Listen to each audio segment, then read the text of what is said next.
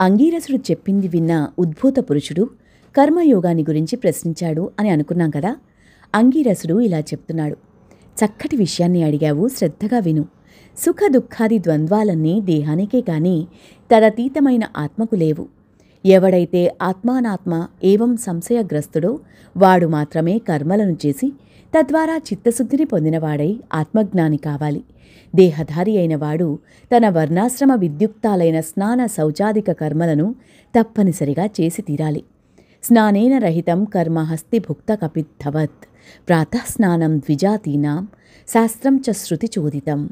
స్నానం చేయకుండా చేసే ఏ కర్మ అయినా సరే ఏనుగు తిన్న వెలగపండులా నిష్ఫలమే అవుతుంది. అందున బ్రాహ్మణులకు ప్రాతఃస్నానం వేదోక్తమై ఉంది. ప్రతిరోజున ప్రాతఃస్నానం చేయలేని వాళ్ళు సూర్య సంచారం కల తులా కార్తీక మకర మాఘ మేష వైశాఖాలలోనైనా చెయ్యాలి. జీవితంలో ఈ 3 మాసాలైనా ప్రాతఃస్నానాలు చేసేవాడు సరాసరి వైకుంఠాన్నే పొందుతాడు. చాతుర్మాస్యాది పుణ్యకాలాల్లో గాని చంద్ర సూర్య గ్రహణ పర్వాల్లో గాని స్నానం చాలా ప్రధానం. గ్రహణాలలో గ్రహణకాల స్నానమే ముఖ్యం. సర్వకాలములయందు బ్రాహ్మణులకు పుణ్యకాలాలలో సర్వ ప్రజలకు స్నాన సంధ్యా జప హోమ సూర్య నమస్కారాలు తప్పనిసరిగా చేయవలసి ఉన్నాయి. వేదాన్ని మించిన శాస్త్రం, గంగను మించిన తీర్థం, భార్యతో సమానమైన సుఖం, ధర్మతుల్యమైన స్నేహం, కంటికంటే వెలుగు లేనట్టుగానే కార్తీక మాసంతో సమానమైన పుణ్యకాలం గాని కార్తీక దామోదరుని కన్నా దైవము కానీ లేడని గుర్తించు. కర్మ మర్మాన్ని తెలుసుకుని కార్తీకంలో ధర్మాన్ని ఆచరించేవాడు వైకుంఠాన్ని చేరుతాడు. నాయనా, విష్ణువు లక్ష్మీ సమేతుడై ఆషాఢ శుక్ల దశమ్యంతంలో పాలసముద్రాన్ని చేరి నిద్రామిషతో శయనిస్తాడు. పునః హరిబోధిని అనబడే కార్తీక శుక్ల ద్వాదశి నాడు నిద్రలేస్తాడు.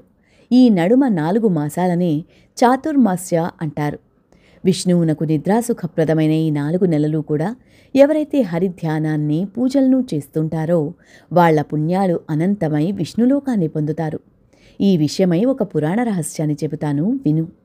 ఒకానొక కృతయుగంలో విష్ణువు లక్ష్మితో సహా వైకుంఠ సింహాసనాన్ని అలంకరించి నారదుడు అక్కడికి వెళ్ళి వారికి మొక్కి, హే శ్రీహరి, భూలోకంలో వేదవిధులు అడుగంటాయి.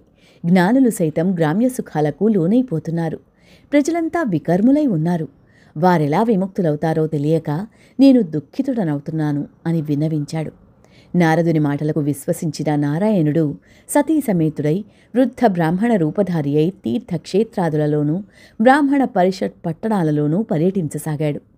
కొందరు ఆ దంపతులకు అతిథి సత్కారాలు చేశారు. కొందరు హేళన చేశారు. ఇంకొందరు లక్ష్మీనారాయణ ప్రతిమలను పూజిస్తూ వీళ్లను తిరస్కరించారు.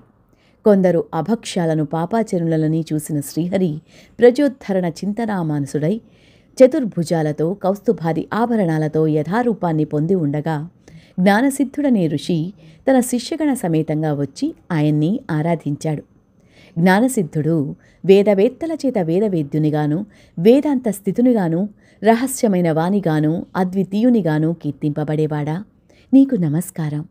సృష్ట్యాదిని మధ్యలోనూ తదంతమున కూడా ప్రపంచమంతా నీవే నిండి ఉంటావు. భక్ష భోజ్య చోష్య లేహ్య రూప చతుర్విధాన్న రూపుడవు, యజ్ఞ స్వరూపుడవు కూడా నీవే. అమృతమయము పరమ సుఖప్రదము అయిన నీ సచ్చిదానంద రూప సంస్మరణ మాత్రం చేతనే ఈ సంసారం సమస్తము వెన్నెట్లో సముద్రంలా భాసిస్తోంది. ఈ విశ్వం సమస్తము నీ వల్లనే జరించి తిరిగి నీయందే లయిస్తూ ఉంది. అలాంటి నువ్వు కేవలం మాంసమయాలైన భౌతిక నేత్రాలకు కనిపించవు కదా తండ్రి. ఈశ్వర, దయామతివై నన్ను నిత్యమూ పరిపాలించు. ప్రహ్లాద ధ్రువ మార్కండేయ విభీషణ ఉద్ధవ గజేంద్రాది భక్త కోటులను రక్షించిన నీ నామస్మరణ మాత్రము చేతనే సమస్త పాపాలు నశించిపోతున్నాయి అని తెరపిలేని పారవస్యంతో తనను స్తుతిస్తున్న జ్ఞానసిద్ధుణ్ణి చిరునవ్వుతో చూస్తూ, జ్ఞానసిద్ధ, నీ స్తోత్రానికి నేను సంతోషభరితుణ్ణయ్యాను. ఏం వరం కావాలో కోరుకో అన్నాడు విష్ణుమూర్తి. హే జగన్నాథ, నీకు నాయందు అనుగ్రహమే ఉన్నట్లయితే నాకు సాలోక్యాన్ని ప్రసాదించమని కోరాడు జ్ఞానసిద్ధుడు. తథాస్తు అని దీవించి తారక్ష వాహనుడైన శ్రీహరి, జ్ఞానసిద్ధ, నీ కోరిక నెరవేరుతుంది. కాని అత్యంత దురాత్మలతో నిండిపోతున్న ఈ నరలోకంలో మహాపాపాత్ములు సైతం సులువుగా తరించే సూత్రాన్ని చెబుతున్నాను, విను.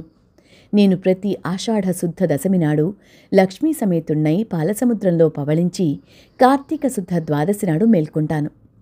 నాకు నిద్రాసుఖాన్నిచ్చే ఈ 4 నెలలు ఎవరైతే సద్వ్రతాలను ఆచరిస్తారో వారు విగతపాపులై నా సాన్నిధ్యాన్ని పొందుతారు. చాతుర్మాస్య వ్రతాచరణ శూన్యులైన వాళ్ళు బ్రహ్మహత్యాపాతక ఫలాన్ని పొందుతారని తెలుసుకో. నిజానికి నాకు నిద్ర మెలకువ కళ అనే అవస్థాత్రయమేదీ లేదు.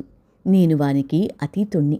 అయినా నా భక్తులను పరీక్షించడానికి నేనలా నిద్రామిషతో జగన్నాటక రంగాన్ని చూస్తుంటానని కూడా గుర్తించు. చాతుర్మాస్యాన్నే కాకుండా నాపై చేసిన స్తోత్రాన్ని త్రికాలములందు పఠించేవాళ్లు కూడా తరిస్తారు.